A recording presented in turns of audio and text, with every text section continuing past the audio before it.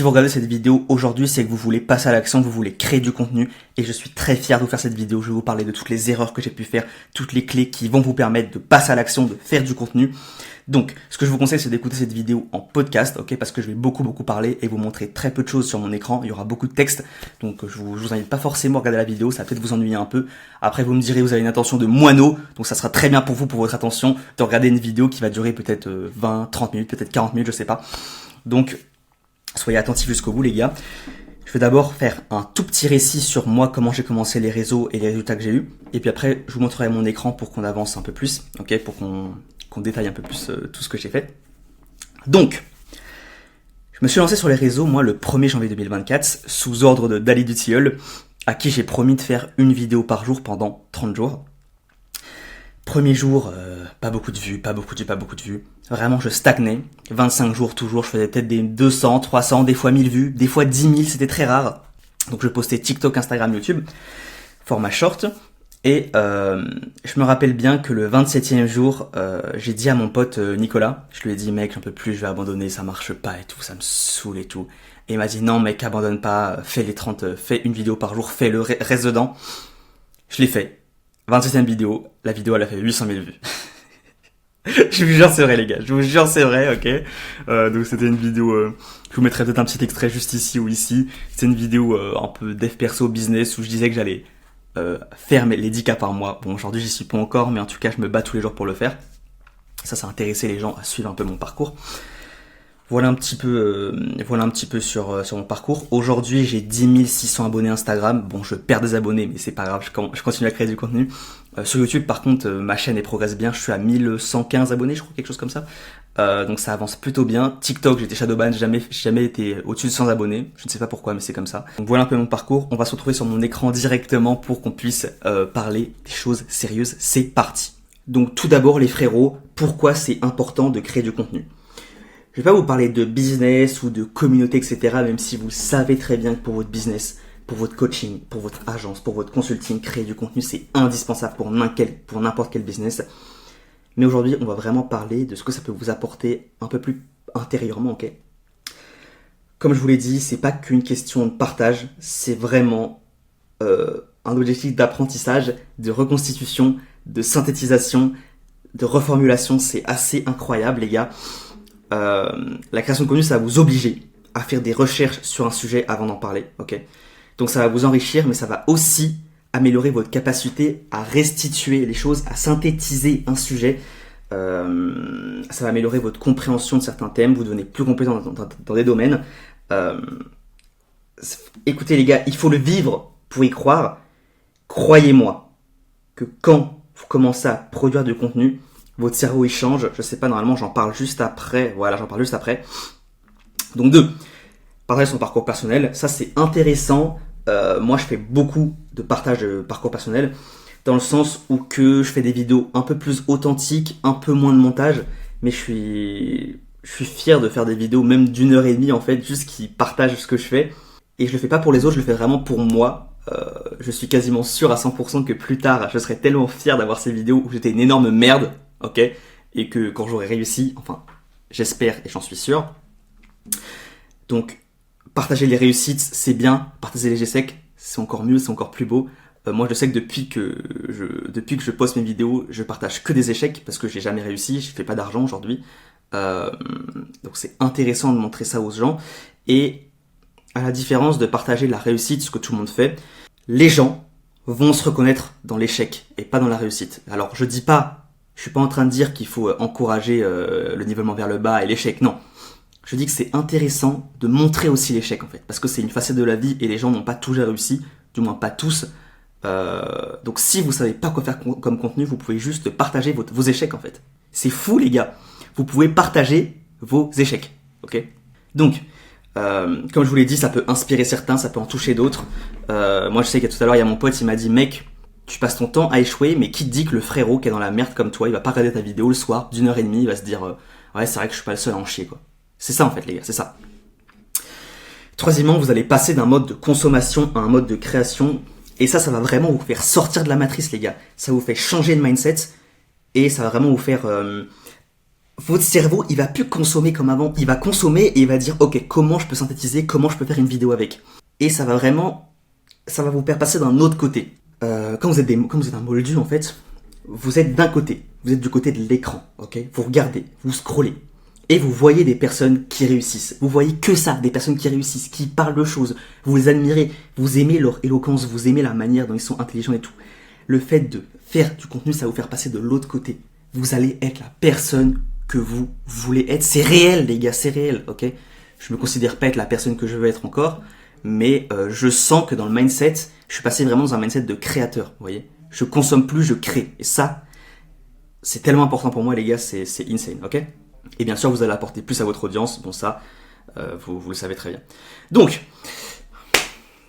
avant de commencer, on va parler de quelques petits conseils sur la création de contenu. Pour que votre contenu ait un impact, vous devez créer quelque chose qui vous plaît et qui reflète votre personnalité. On va parler de ça dans votre niche, les gars. Et c'est important à comprendre. Vous devez être authentique. On a de la chance. On a tellement de chance, les gars, d'être dans une période, là, en ce moment, où les gens en ont marre du surmontage. Moi, j'en peux plus. Moi, je regarde plus de vidéos qui sont montées. J'en peux plus. Je regarde plus. Moi, par exemple, je sais que la vidéo du Raptor, là, qu'il a sortie il y a une semaine, sur le réchauffement climatique, sur le scam climatique, elle est super, cette vidéo. Elle est bien montée et tout. Mais je vous avoue que le fait qu'il y ait trop de montage de musique, moi, j'aime bien quand il n'y a pas de musique, quand c'est calme. J'en peux plus. Regarde, écoutez, les gars, ce calme. Il n'y a pas de musique, il n'y a rien, il n'y a pas de montage, et je suis tellement mieux, quoi. Donc, bref. Ok. Être authentique, vous pouvez être vous, les gars. Vous pouvez être vous, ça marchera, ok? Il faut être régulier, ça c'est évident qu'il faut être régulier, les gars, pour vous améliorer. C'est pour ça que je vous ai parlé du défi de 30 jours au début, ça va vous mettre une régularité, ok? Et il faut être patient. Il faut être patient, je vous ai dit, moi ça m'a pris 27 jours pour avoir une vidéo qui a fait un peu plus de vues. Donc je vous conseille vraiment de le faire, ok? Au niveau des algorithmes, on va juste rapidement parler des algorithmes sur les réseaux sociaux. C'est vraiment pas le plus important. Pour moi, le plus important, c'est ce que ça va vous apporter intérieurement. Ok les gars? Mais on va quand même parler des algorithmes. Donc, comment ça fonctionne? Les algorithmes, ils vont se rémunérer de deux manières. Donc la collecte des données, qui vont revendre. En fait, ils vont pas forcément les revendre, mais à travers le ciblage des publicités, vous allez pouvoir cibler telle ou telle personne. Donc c'est une manière de revendre les données, vous voyez. Et je pense aussi qu'ils revendent les données à certaines personnes. Ok? Donc c'est évident, les gars, que les likes, c'est bien, les enregistrements, c'est bien, les commentaires, c'est bien, les partages, c'est bien. Ok. Le plus important, c'est le fucking watch time, ok les gars? Plus une personne va passer de temps sur la plateforme, plus l'algorithme va aimer votre vidéo et va la pousser en avant. Donc, les étapes qui vont suivre un post, c'est simple. Tout d'abord, ils vont vérifier que le contenu, il correspond bien aux normes de la plateforme, ok? Ensuite, ils vont publier un petit échantillon à votre audience. Souvent, ça commence comme ça, c'est qu'ils vont d'abord proposer à votre audience comment la vidéo elle est. Si l'audience reste longtemps sur la vidéo, ils vont la propager à encore un échantillon d'audience et petit à petit, ça va se développer dans les pour toi, dans la for your page, etc. C'est vrai, ok. Et c'est pour ça que des fois, c'est intéressant d'aller sur le compte Insta, sur son compte Insta et d'aller dans les abonnés inactifs et de les supprimer parce que des fois, ça va augmenter votre nombre de vues. C'est possible, ok. Donc, je vous conseille de le faire. Bref. Le watch time, je vous ai dit, c'est le plus important. On a par exemple Jenny Oyos, je sais toujours pas comment ça se prononce. On sait que sa vidéo elle est passée de 83 à 82% de rétention et sa vidéo elle a explosé de 32 000 vues à 15 millions de vues juste en supprimant une seconde, les gars. Parce que le watch time fait que si la personne reste jusqu'au bout de la vidéo, imaginez toutes les personnes restent jusqu'au bout de la vidéo, la vidéo va faire 30 millions de vues, quoi. Alors que si elle reste pas beaucoup, il va faire moins de vues. Donc ça qui est assez incroyable. Ok. On va rapidement, juste voilà, ça ce petit détail, ça vous le savez très bien. Les résultats, ça vient de la miniature, du titre et le hook. Ok les gars. Donc pour les vidéos YouTube, c'est vraiment le hook. Mais vous noterez que pour les shorts YouTube, il y a une miniature quand vous êtes sur le fil. Il y a une miniature. Donc ça va aussi compter. Sur Instagram, par exemple, ça ne comptera quasiment pas, la miniature. Ok. Donc, l'audience. Sur TikTok, ça c'est vraiment des chiffres qui sont pas importants, je vous le dis, je vous les mets là, je vous le cale. TikTok c'est 56% de femmes pour 44% d'hommes, ça fait pas du tout 100%, ok, ça fait pas... Si ça fait 100%, excusez-moi, je sais pas pourquoi j'ai dit ça. Et 67% de l'audience a entre 18 et 44 ans. Les gens ont tendance à penser que sur TikTok il y a que des jeunes. Mais les gars, TikTok ça fait 10 ans que ça existe. Donc les gens qui avaient 18 ans il y a 10 ans, aujourd'hui ils en ont 28. La population vieillit sur TikTok, tout le monde commence à être sur TikTok. Dieu merci, j'ai téléchargé l'application parce que c'est un enfer.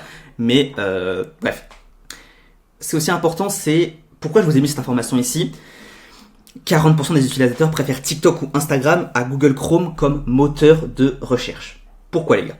Parce que ça prouve à quel point la description doit être précise, ok les gars, les hashtags doivent être précis parce qu'en fait les gens vont utiliser Instagram pour faire leurs recherches. Donc s'ils trouvent les bons mots-clés, ils tomberont sur votre vidéo, donc elle fera plus de vues. Et YouTube les gars c'est pareil, c'est réel aussi les gars, tout le monde cherche sur YouTube. Moi j'ai pas envie de lire un article sur Google, ça me saoule.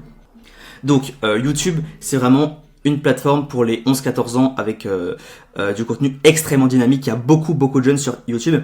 C'est d'ailleurs pour ça que YouTube, avant de poster une vidéo, nous demande si la vidéo est adaptée aux enfants parce qu'il y a énormément de gamins sur cette plateforme-là.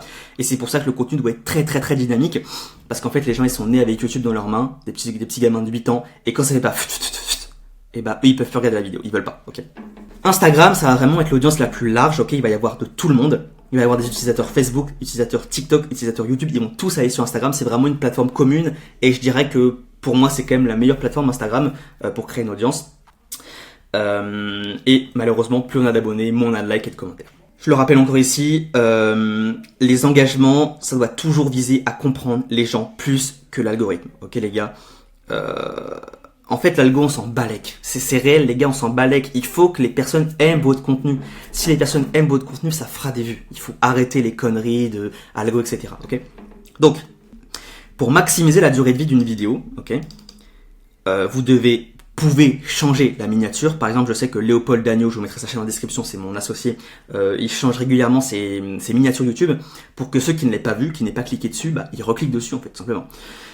Bien mettre les mots-clés, les sous-titres pour qu'elles durent dans le temps et pour qu'à chaque recherche, elle puisse avoir plus de vues, ok, et une bonne description, ok. Il faut aussi continuer à poster des bonnes vidéos. Par exemple, je sais que moi, toutes les vidéos que je fais sur YouTube, que je poste, ça renvoie des fois des commentaires sur d'autres vidéos qui sont plus en dessous. Donc ça, c'est incroyable. En fait, il faut continuer. En fait, les gars, une fois que vous avez commencé à créer du contenu, vous pouvez plus vous arrêter. Pourquoi je vous dis ça? Je vous dis ça parce que j'en vois beaucoup trop de personnes qui commencent à poster régulièrement sur YouTube. Ils commencent à faire des 500, 600, 700, 1000 vues, 2000 vues par vidéo. Et tout d'un coup, ils arrêtent pendant 2 mois. Ok? Parce qu'ils font une petite pause. Et quand ils reprennent 2 mois après, oh c'est marrant, ils font plus que 100 vues. Bah les gars, c'est bien fait pour votre gueule les frérots, c'est bien fait pour votre gueule. Vous avez refusé de poster pendant 2 mois, c'est bien fait pour vous. Vous devez continuer à poster H24. Une fois que vous avez commencé l'engrenage, vous pouvez plus en sortir. Sinon vous ne ferez plus jamais de vues les gars. Vous n'avez pas le droit d'en sortir. Vous pouvez faire une pause d'1 semaine maximum les gars. Maximum. Vous devez poster toutes les semaines, ok? Toutes les semaines les frérots. 99% des débutants sont victimes de certains pièges lorsqu'ils commencent à créer du contenu. 1. La promesse n'est pas assez belle ou trop élevée. Si vous commencez la vidéo en disant cette vidéo va te rendre riche et qu'à la fin les gens sont déçus de l'information que vous leur avez donnée, et bah ils s'en battent les couilles en fait, ils s'en branlent. Ok. Numéro 2, si la promesse est trop faible aussi. Ok. Si vous dites bon bah ok aujourd'hui je vais vous montrer comment gagner 1 euro, on s'en branle aussi. Est-ce que vous comprenez ça? Bref. La vidéo, elle doit être compréhensible, sans son. Donc avec des fucking sous-titres, des fucking titres en gros, des fucking images. Ok les gars, attention au mauvais cadrage. Dommage que je vous ai pas mis un petit schéma, mais attendez, je vais vous montrer ça. Tout de suite. Hop, ça tout de suite. Règle des 3 cadrages iPhone. Ok. Normalement, on va avoir voilà. Quand vous allez avoir sur votre iPhone, vous pouvez activer la grille, ok, qui va être normalement surtout sur ce format-là, comme ça va être sur ce format-là. Vos 2 yeux doivent être ici, ok. Les sous-titres doivent être ici. C'est hyper simple. Des yeux ici, sous-titres ici. C'est simple les gars. Arrêtez de queuquer, c'est hyper simple. Voire même les sous-titres, vous devez les mettre au milieu. Il faut que ce soit vraiment très visible. Maintenant, moi les sous-titres avant, je les mettais vraiment en bas. Et en fait, il faut que le téléspectateur puisse regarder et votre tête et vos sous-titres. Donc vous devez mettre les sous-titres juste ici, voire là en fait. Ok, on va revenir sur mon Obsidian. Ok. Apporter une valeur ajoutée à votre audience, ça c'est la base. Vous devez leur apporter de la valeur, que ce soit de la motivation, que ce soit quelque chose de drôle, que ce soit quelque chose d'intéressant, vous devez leur apporter de la valeur.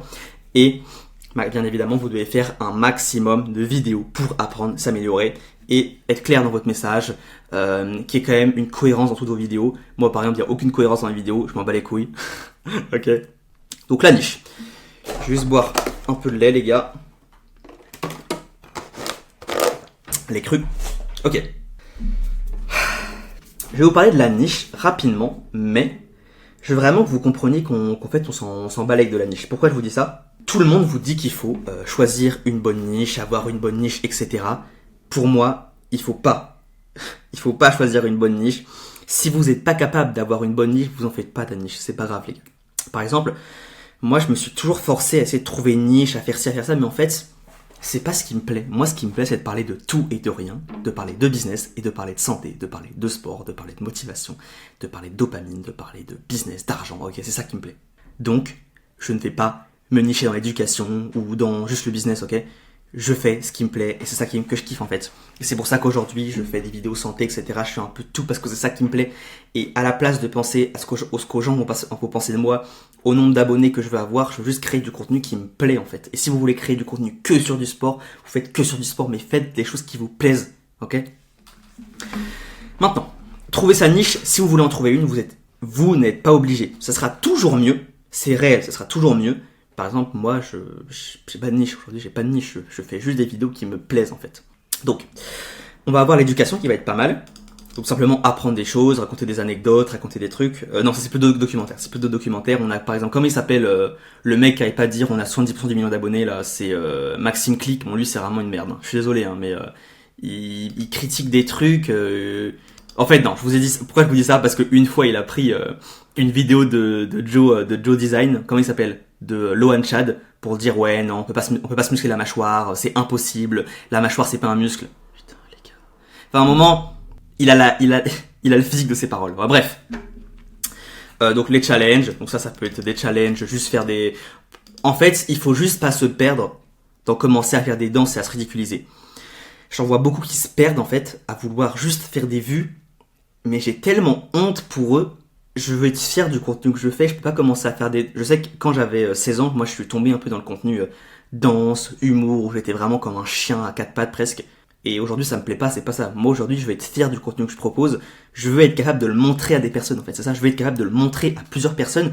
Je veux que si un mec ou une meuf viennent me voir dans la rue, bah ça me dérange pas de lui donner mon Insta parce que je suis fier du contenu que je propose. Vous voyez ce que je veux dire? Je fais pas ça pour les vues, je fais ça parce que je suis fier du contenu que je fais en fait, ok? C'est pas les challenges, c'est un peu dangereux, mais bon. Il y a les micro-trottoirs qui marchent très bien aussi. Moi, par contre, j'aimerais bien faire un peu de micro-trottoir pour changer. Ça me permettrait de m'ouvrir parce que je suis très seul dans le sens où je fais vraiment, je travaille seul. Donc bref, le fitness, les tutos. Donc voilà. Trouver sa niche concrètement, ça va parler de vous, les gars. Love Can Do, donc la matrice Love Can Do, elle est intéressante parce que comment je peux vous expliquer ça? Si vous l'aimez, si vous aimez une chose, vous pouvez le faire. Faut le faire. Faut le faire direct, les gars. Si vous aimez et que vous pouvez le faire, vous avez les compétences. Et faites-le, les gars. Faites-le, les gars. Faites-le. L'audience. Pour vous aider, vous pouvez définir votre audience de rêve. Par exemple, moi, je veux absolument que ma commu soit ouverte niveau santé, qu'elle soit ouverte niveau études scientifiques, qu'elle puisse comprendre des choses, qu'elle puisse se remettre en question et qu'elle puisse me remettre en question aussi, mais qu'elle n'ait pas ce truc de « Ok, j'ai raison et toi t'as tort ». Non.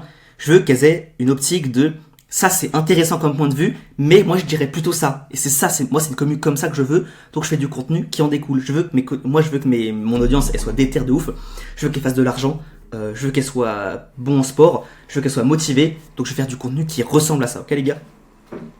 Au niveau de la valeur, bien sûr vous devez déterminer la valeur, c'est important. Est-ce que vous voulez les faire rigoler? Vous voulez leur apporter des connaissances? Vous voulez apporter quelque chose de nouveau, raconter des anecdotes? Ce que vous voulez. Ça peut être n'importe quoi. C'est Elliot Meunier qui disait dans une pub. Ça peut même être apprendre à faire du hula hoop. Vous vous en battez les couilles. Faites ce qui vous plaît en fait. Mais faites-le. En fait c'est ça. Le truc c'est que je vous demande pas de travailler une niche, de faire quelque chose. Vous devez juste le faire les gars. Faites-le.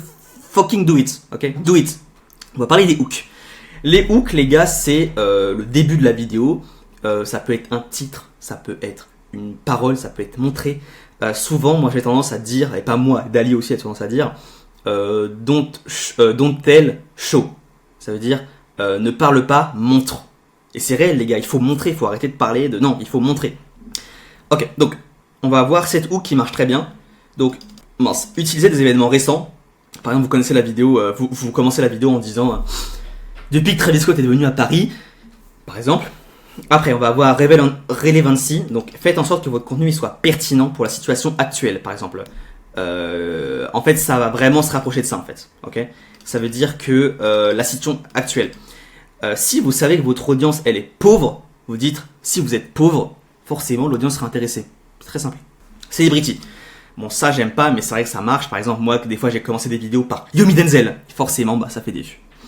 Proximité. Ça va vraiment être dans l'authenticité. C'est que vous allez parler, en fait, d'un sujet qui touche, en fait, aussi votre audience. Ok, vous les voyez, les gars?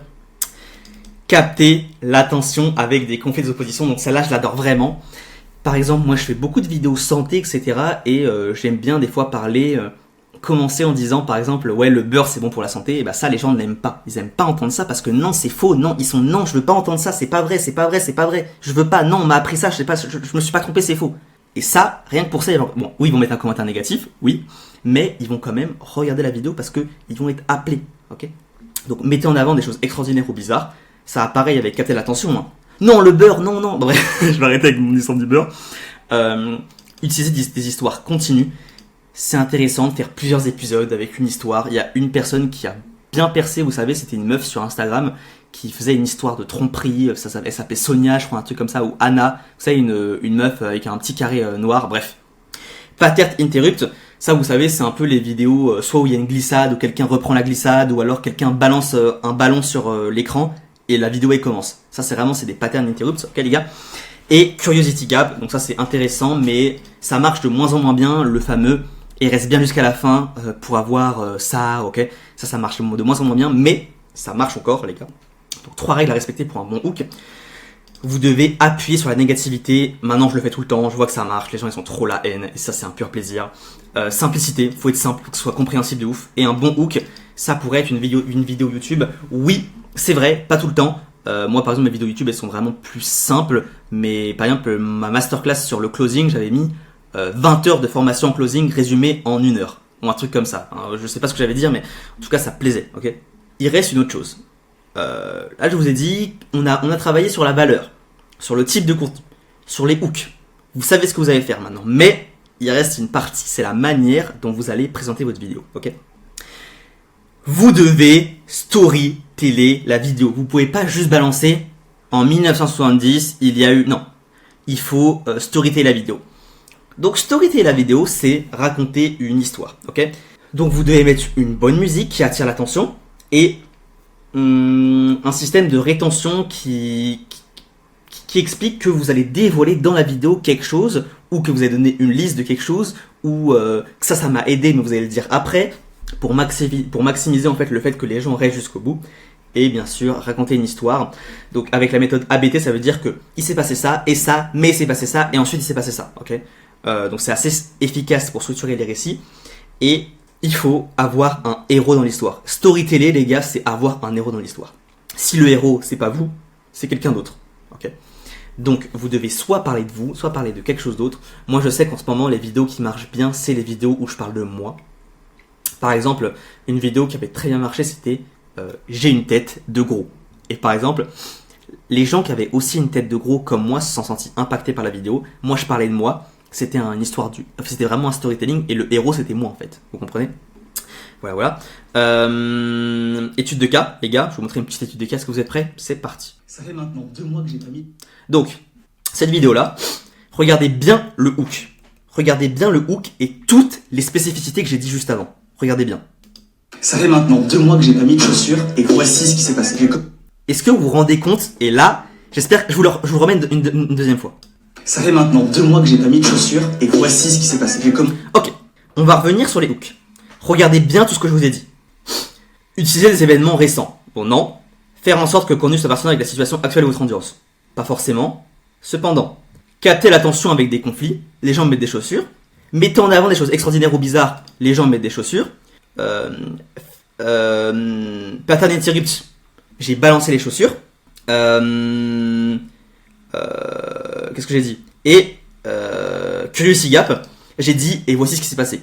Donc j'ai utilisé 4 patterns, anti-patterns, 4 hooks différents. Je les ai fusionnés dans un seul hook. Et pour finir, le hook était storytelling, les gars, puisque j'ai dit que ça me concernait moi. Est-ce que vous comprenez ou pas? Est-ce que vous comprenez qu'il faut à la fois storyteller, utiliser de la négation les gars, là je vous ai donné un truc de malade. Les gars, la valeur que là je vous donne là, putain. Là je vous ai tout dit pour faire un hook de malade. Un exemple. Et là vous me dites, ouais mais Métis, ton short il a fait combien de vues? Ça fait mal. 65 000 vues sur YouTube, ok? 65 fucking 000 vues. Donc bien sûr, vous pouvez le voir dans les commentaires. Vraiment super la vidéo. Bon là on a une merde. Là on a une autre merde. Bon là on a... Bon voilà. Et là on a un commentaire positif. Bref. Tout ça pour dire que... Les gars, j'ai rien d'autre à dire. Les gars, j'ai rien d'autre à dire. C'est écrit, c'est là, voilà. Ok? Donc, ce qui vous empêche de progresser, on va clasher. On va clasher parce que j'en vois trop qui font n'importe quoi. Il est quelle heure là? Il est quelle heure? Putain. 18h30, ok. Vous n'avez pas de contraintes. Je sais que Mathis Chloé, par exemple, se sert beaucoup des problèmes qu'il a dans son business pour faire des vidéos. C'est pour ça que je vous invite réellement à faire comme lui et parler des problèmes que vous avez. Moi, par exemple, je parle beaucoup des problèmes que j'avais mal au pied quand j'avais des chaussures, donc maintenant, j'en ai plus, simplement. Que avant j'avais un mauvais transit avec les légumes, donc maintenant j'en ai plus. Que j'ai galéré à avoir mon premier client et que maintenant j'en ai un. Bref, parlez les gars de les problèmes que vous avez, ok? Vous ne devez pas forcer la créativité. Des fois si, mais des fois non. Disons que si vous devez forcer la créativité, c'est que vous scrollez trop. C'est que vous scrollez trop les gars, je suis désolé les gars, c'est réel. Si vous scrollez pas, votre cerveau il a tellement envie de faire quelque chose qu'il va inventer des trucs. C'est réel les gars. Mais c'est parce que votre mindset il a pas encore switché. Mais vous allez voir, ça arrive très vite hein. Les gars, vous arrêtez de scroller pendant un mois, les vidéos elles fusent comme jamais hein. Enfin les idées. Attends, l'idée est parfaite. Vous devez vraiment abandonner le perfectionnisme. Je sais par exemple que Léopold Dagneau, donc mon associé, il ne veut pas poster sur Instagram parce qu'il dit ouais mes vidéos sont pas assez bien et tout. Et je lui dis mais mec, t'es qu'une merde en fait. Lui, il veut être vu auprès de sa communauté comme quelqu'un qui est parfait. Mais on n'est pas parfait en fait. On n'est pas parfait. Vous devez faire des vidéos, même si elles sont pas bien, vous devez les faire les gars. Parce que ce qui vous différenciera, c'est pas si la vidéo est bien ou pas, c'est si vous passez à l'action. Mais vous devez le faire les gars. Mais faites-le, putain, faites-le les gars. Cherchez à révolutionner le game. Vous avez vu les vidéos que je fais, franchement, je me filme en train de parler pendant 1h30 et je fais des vidéos sur la portée des chaussures. C'est pas... J'apprends pas la lune non plus. Cherchez de l'inspiration sur TikTok. Donc ça, je vous le disais, arrêtez vos conneries, lisez des livres, écoutez des podcasts, regardez des vidéos YouTube sans montage et ce sera très bien. Ne pas noter ces idées. La plupart des idées que vous aurez, vous vous dites, ok, je m'en rappellerai tout à l'heure, vous ne vous en rappellerez pas. Tout le monde le dit, moi ça m'est arrivé plein de fois, c'est réel les gars, vous ne vous en rappellerez pas. Donc vous prenez votre téléphone, il y a une application qui s'appelle Note, qui est sur iPhone, c'est très simple, et vous notez vos idées. Ok? Ne pas être un artisan. Ça, c'est vraiment pour dire que vous devez passer rapidement de l'idée à l'action. Vous devez faire la vidéo le plus rapidement possible. Arrêtez de réfléchir, d'essayer de designer, d'être un architecte. Non, vous êtes un fucking artisan les gars. Vous devez passer à l'action. Travailler sur 5 vidéos en même temps. Bon alors, c'est vrai que ça vous empêche de travailler. Moi personnellement, quand je fais une session de tournage comme celle-ci, je tourne 5 vidéos à la fois. Donc il y a 5 vidéos qui se tournent en même temps. Et après je vais monter 5 vidéos différentes. C'est chiant, mais moi c'est plutôt optimal comme ça parce que par exemple là je suis dans le studio de mes parents. Enfin c'est mon ancienne chambre. Bon, bref, on s'en fout. Ne vous épuisez pas à poster trop souvent sans pause. On en parlera juste après, mais il est vrai que quand vous postez une fois par jour pendant 30 jours, à un moment, votre cerveau il n'en peut plus de créer encore et encore, il n'en peut plus. Il n'en peut plus. Et c'est pour ça que vous ne devez pas poster trop. Et je vais vous expliquer après c'est quoi comment on s'organise après pour poster, ok? Valoriser le résultat par rapport à l'effort. C'est l'unique cas où vous devez valoriser l'effort. C'est l'unique cas. Dans toute votre vie, vous ne serez jugé que par vos résultats. Que par vos résultats. Et je veux que vous gardez ce mindset-là. Juste, quand il s'agit de la création de contenu, chaque chose qui a de la valeur prend du temps à acquérir. Retenez bien cette phrase. Chaque chose qui a de la valeur prend du temps à acquérir. Donc vous devez être fier de vos efforts que vous allez faire jour après jour pour créer du contenu. C'est un processus qui est long, mais vous devez être fier de vous et vous n'aurez pas de vue au début. C'est comme ça. C'est comme ça. Donc arrêtez de vous plaindre, ok? Ne pas voler d'idées. C'est bien une erreur. C'est une erreur. Vous devez copier. Vous devez copier, les gars. Vous devez copier, prendre des concepts. Moi, par exemple, il y a des vidéos que je fais. Vous savez, moi, il y a des shorts des fois que je fais où je suis avec un stylet sur ma tablette et en haut, il y a un carré, un petit tableau blanc et je défile la tablette et je parle de business. Ça, par exemple, c'est une idée que j'ai volée à un Américain. Bref. J'ai pris la même musique que lui, je parle des sujets différents. Mais j'ai copié un système, vous comprenez? Et ne pas montrer son travail. Arrêtez de vous dire, ok, je vais faire du contenu, mais je vais pas le poster, et puis je vais faire une vidéo par jour sans les poster, et la 31e, je vais la poster parce que j'aurai... Non, mais arrêtez vos conneries. Vous devez vous montrer pour avoir des feedbacks, et vous aurez des commentaires négatifs, mais vous devez le faire, c'est tout. Est-ce que vous remarquez que plus la vidéo avance, plus je suis agressif? Bref. Le processus TRC. Vous devez identifier vos sujets favoris, ce dont vous avez envie de parler, vous devez faire vos recherches, et vous devez rassembler les idées pour commencer à votre création. Pourquoi je vous dis ça? Ça c'est intéressant parce que vous pouvez utiliser la méthode, le PCRAG de Elliott Meunier, qui consiste à travailler sur des sujets différents, à décomposer en notes permanentes, ouais c'est ça, intemporelles si vous préférez, et après vous pouvez réunir des idées pour faire des vidéos, donc c'est plutôt intéressant. C'est un peu plus compliqué, ça c'est pas la partie la plus importante, mais pour ceux qui comprennent ce que je dis, c'est quand même intéressant. On va passer au matos, je me bois un peu de lait cru les gars, et je suis à vous. Moi j'ai commencé avec ce petit micro tout pourri qui est un Rode qui m'a coûté je crois 60 € ou peut-être 59, qui est un micro filaire les gars. Le problème avec ce genre de micro c'est que vous devez le brancher à un Android parce qu'en fait sur l'iPhone vous voyez bien qu'il n'y a pas de, à part l'iPhone 8 je crois, mais sinon il n'y a pas de câble pour le micro donc c'est un peu plus chiant mais ça marche. La qualité de ce son là il est plutôt pas mal, c'est un Rode de toute façon mais c'est très très vite chiant. Il y en a beaucoup qui vont vous dire d'utiliser un Blue Yeti. Donc un Blue Yeti comme ça. Donc c'est celui qui est juste ici les gars, c'est un Blue Yeti. Et je peux vous dire quelque chose. Les gens ils vont vous dire non mais le Blue Yeti c'est pareil que le Rode, c'est le même prix et tout, c'est vraiment... Non. Je regrette d'avoir acheté cette merde, ok. J'aurais préféré avoir acheté ce Rode là qui est 10 fois mieux. Je ne veux pas acheter j'aurais pas dû acheter ça. N'achetez pas le Blue Yeti, s'il vous plaît, n'achetez pas le Blue Yeti, pour moi c'est une énorme aberration, ok. Mon son il est crazy des fois, il bug de ouf, n'achetez pas le Blue Yeti, il est nul, ok. Donc... je vous conseille, si vous voulez commencer, vous achetez ça. C'est chiant à utiliser, mais ça marche très bien. Si vous voulez aller un peu plus loin, pour 100 €, vous pouvez avoir un super micro Rode où le son, il est vraiment incroyable, ok? Si vous voulez un micro comme ça, dans ce style-là, le meilleur avec que vous allez avoir, c'est du Shure. Là, on est sur du 500 €, donc c'est un peu plus cher. Et sinon, on a les micros sans fil Rode. Donc là, on est sur du 300 € pour le double micro. Honnêtement, c'est pas mal. J'ai déjà fait un podcast avec, c'est pas mal. Mais rien ne vaut le micro Shure ou le micro Rode, qui est quand même beaucoup mieux pour parler dedans, parce qu'en fait par exemple là j'ai un micro sans fil, vous allez mettre ici, et en fait le son, vous parlez, vous regardez la caméra, du coup le son il va aller là, il va pas là en fait. Donc vous devriez le tenir comme ça. Là le son il est bon, vous voyez, enfin là c'est pas le bon. Enfin bref, vous comprenez. Voilà. Donc moi je vous conseille vraiment, pour moi, meilleure option si vous voulez acheter un micro, commencez avec ça, le Rode. Commencez avec ce fucking Rode les gars, ok? Maintenant, proximité du micro pour un meilleur son, ça c'est vrai, là mon micro il est un peu trop loin à mon goût et je pense que le son va se ressentir au montage, mais je le laisse comme ça parce que j'ai pas envie qu'il soit là, je trouve qu'il est trop proche de moi. Bref, en fait il faut que ça capte le son ici, bref, vous me comprenez. Micro-trottoir. Pour un micro-trottoir, vous pouvez utiliser votre iPhone comme ça, mais c'est vrai que c'est un peu de la merde. Je vous conseille d'utiliser un micro Rode, encore une fois, le petit, tout petit filaire que je vous ai montré. Et c'est vrai que, du coup, il s'appelle le Rode Smart Lav Plus. Ah non, lui c'est pas lui, pardon. Non, c'est l'autre. Non, j'ai de la merde. Non, lui c'est un gros micro. Bon bref, je vous montrerai plus tard. En tout cas, ça pour vous dire que je vous conseille vraiment celui-ci si vous voulez faire du micro-trottoir ou l'iPhone qui marche très bien. Ok, sincèrement. Ok, au niveau de l'image. Alors les gars, si vous voulez créer du contenu, moi je l'ai fait beaucoup. Moi j'ai commencé avec un Xiaomi et je peux vous dire que c'était vraiment de la merde. Quand je suis passé sur iPhone, là c'est un iPhone 13 mini, c'est très bien, la qualité est très bien. Beaucoup de mes vidéos étaient faites à l'iPhone 13 mini et franchement la qualité est vraiment très très bien. Si vous voulez passer avec une vraie caméra pro avec un autofocus, les meilleures caméras sur le marché, on va avoir tout ce qui est Sony A6400, la Sony ZV-1 qui vont être des très bonnes caméras. ZV-1 plutôt pour le vlog, la 6400 plutôt pour des vidéos de YouTube posées. Parce que je crois qu'il y a un stabilisateur intégré dans la ZV-1. Je vous conseille vraiment ces caméras hybrides. Ne commencez pas à acheter une caméra à 200-300 €, c'est mort. Préférez l'iPhone, ce sera mieux. Et depuis, il y a aussi la concurrence qui est arrivée.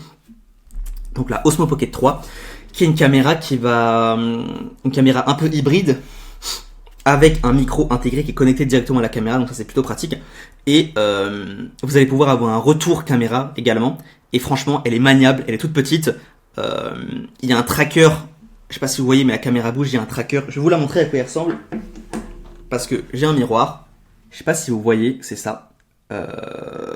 Voilà, donc c'est ça que ça ressemble. Ok. Donc moi je vous conseille, personnellement, si vous voulez pas forcément faire de... Si vous voulez la meilleure caméra que vous pouvez avoir, c'est celle-là. Une des deux là. Pour le vlog, c'est la ZV-1. Je pense qu'elle est vraiment très bien. Sinon, la simulation elle est très bien aussi. Si vous voulez une caméra qui est vraiment simple d'utilisation, sans trop de complications, avec un micro, je vous conseille la Osmo Pocket 3. Mais c'est vrai qu'elle a des fonctionnalités en moins. Moi par exemple, j'ai pas beaucoup d'effets à faire, de trucs à faire. Et je vous avoue qu'elle est tellement simple à utiliser, j'utilise ça. Ok les gars? Au niveau des éclairages, il vous faut un triple éclairage, ok? Une fill light, une key light, une backlight. Je vais vous montrer avec le miroir encore une fois. Donc vous pouvez le voir, ici j'ai la première key light, ici là j'ai la deuxième qui est là-bas, et derrière j'ai la backlight, ok? Ce qu'on peut rajouter également, c'est une petite light, comme donc ça c'est une box que j'ai faite avec des LEDs, et vous pouvez la mettre à côté de vous.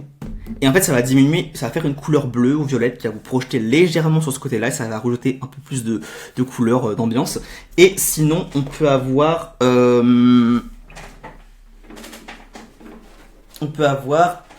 ça. Donc ça, c'est une deuxième backlight, mais qui est une backlight qui a protégé sur le mur. Je vais l'allumer pour voir pour montrer ce que ça donne. Qui a projeté sur le mur une petite lumière. Voilà. Ça va faire une petite ambiance sympathique aussi. Donc celle-là, c'est la Ulanzi LT03 LED Video Light. Je l'utilise de temps en temps, pas tout le temps. Je vous avoue qu'en fait j'ai déjà beaucoup de lumière et en fait comme mon studio n'est pas assez profond, et bah cette lumière là cache la lumière du fond. Donc c'est pas très intéressant pour moi, du moins pas encore. Mais c'est en cours, on travaille là-dessus. Pour les deux éclairages qui sont là-bas, j'ai utilisé ce modèle là. En fait c'est un produit qui est dropshippé où c'est une marque blanche à chaque fois. Donc moi j'avais pris la marque Andor qui était juste ici. Regardez, je vous la note ici, là, Andor. Pour ceux qui veulent aller voir, ça c'est... Putain, je suis vraiment nul. Je suis vraiment handicapé. Hein. C'est comme ça. Je l'ai acheté sur Amazon Prime Business. voilà. Ah bah tiens, je l'ai mis là, la Ulanzi, super. Alors, comment organiser sa fucking création de... Ah oui, vous devez pas avoir de lumière devant vous. Vous devez avoir des lumières sur les côtés. Je ne le répéterai plus, ok? Pour organiser sa création de contenu. Ce qui va vous faire durer dans le temps, ça va être de vous organiser en avance et de vous dire quel type de vidéo vous allez faire. L'erreur que font beaucoup de personnes, c'est qu'ils créent du contenu, ils créent 3 vidéos par semaine, mais 3 vidéos la même chose. 3 vidéos humour, 3 vidéos business. Si vous voulez avoir une personal brand intéressante, vous devez varier les contenus, même pour diversifier votre cerveau. Parce que votre cerveau, à la place de vous dire, quand il va voir quelque chose, à la place de se dire, ok, quelle vidéo business je peux faire là-dessus? Non. Il va se dire, ok, est-ce que je fais une vidéo humour, est-ce que je fais une vidéo ci, est-ce que je fais une vidéo ça? Ça va diversifier votre contenu, ça va pouvoir vous ouvrir l'esprit, ok? Par exemple, moi je fais une vidéo motivation par semaine, une vidéo vlog par semaine, une vidéo business par semaine, une vidéo santé par semaine, ok? Donc là c'est vraiment apport de valeur, là c'est apport de valeur, là c'est partage de valeur, et là c'est motiver. Et ça m'arrive de faire des vidéos humour, mais un peu moins parce que je trouve ça pas très sérieux sur mon compte, j'aime bien avoir quelque chose de propre, ok? Certaines de mes vidéos incluent un call to action pour mes vidéos YouTube ou un lead magnet avec ManyChat. Simplement, donc je leur demande de commenter ou de cliquer le lien en bio et ça me rapporte des followers sur YouTube, ok? Et des vues sur YouTube. Au niveau logiciel. Déjà, si vous filmez avec un iPhone, les gars, vous devez brancher l'iPhone à votre Mac ou à votre Android. Moi j'ai un Mac donc c'est hyper pratique. Donc ça va prendre un peu de temps pour le transfert malheureusement, mais c'est un peu le côté chiant du processus, mais c'est nécessaire, vous êtes obligé. En fait, quand vous utilisez un cloud, par exemple, moi à un moment j'utilisais le cloud iCloud, et du coup je pouvais télécharger la vidéo depuis mon PC, puisque c'est sur le cloud. Mais en fait, quand la vidéo passe sur le cloud, la qualité diminue. Donc ça j'ai moyen, vous voyez, j'ai moyen. Pour la qualité de la vidéo, je vous recommande 1080 pixels. Pour commencer, c'est très bien. Là, vous voyez, par exemple, là, je filme en 2K. Je suis même pas en 4K, je suis en 2K. Donc, je vous conseille vraiment de faire du 1080, pas plus. La 4K, ça sert à rien. Franchement, ça se voit pas. Là, il y a aucun écran qui est en 4K à part mon MacBook Pro M3 Max là. Donc, si vous utilisez une caméra avec carte SD, c'est plus simple parce qu'en fait, il suffit juste de retirer la carte SD et de la brancher au PC et c'est beaucoup plus simple en fait. Mais sinon, il faudra faire le transfert avec l'iPhone. Donc ça, c'est chiant. Est-ce que j'ai la carte SD qui est là? Non, j'aurais pu vous montrer, mais c'est pas grave. Logiciel de montage vidéo. Premiere Pro, c'est le must. Cependant, il faut avouer que CapCut commence à ressembler de plus en plus à Premiere Pro et est quand même beaucoup plus simple. Et sur, je pense que sur Android ou sur, sur Windows, c'est plus simple CapCut. C'est vrai que Premiere Pro, c'est tellement puissant. Moi, je me souviens, j'avais acheté un MacBook Air juste pour Premiere Pro, mais ça marchait pas tellement le Premiere Pro était puissant. Donc là, j'utilise sur un MacBook Pro M3 Max. Là, je peux vous dire que c'est 10 fois mieux. Au niveau sous-titres, Submagic, pour moi, c'est le must. Ou Caption, même si Caption, c'est beaucoup moins bien, c'est beaucoup moins pro. Mais avec Caption, vous pouvez faire des vidéos, vous pouvez mettre des sous-titres sur un format comme celui-ci. Mais le problème, c'est que la vidéo va passer à 720 pixels. Donc c'est beaucoup moins bien. Voilà, c'est pas forcément adapté au 16 neuvième, comme je vous l'ai dit. Donc en résumé, Premiere Pro ou CapCut, mais Premiere Pro c'est quand même pour moi le must. Okay. Maintenant, la stratégie pour débuter. En sortant de cette vidéo-là, moi quand je la filme, on est le 9 septembre. Je vous laisse 20 jours jusqu'en octobre pour commencer à poster une vidéo par jour pendant 30 jours. C'est pas un conseil, c'est un ordre, ok.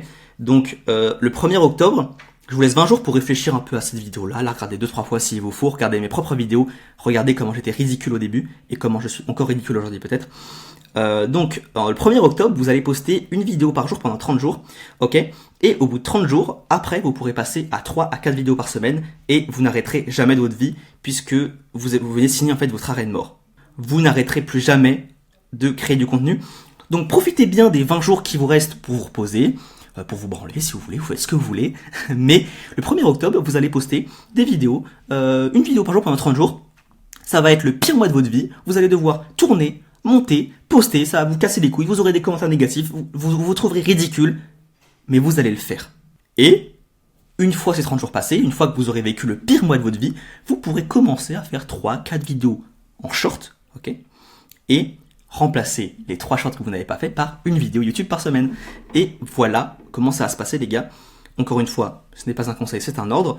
Donc je vous souhaite bonne chance pour ce défi et j'espère que la vidéo vous a plu.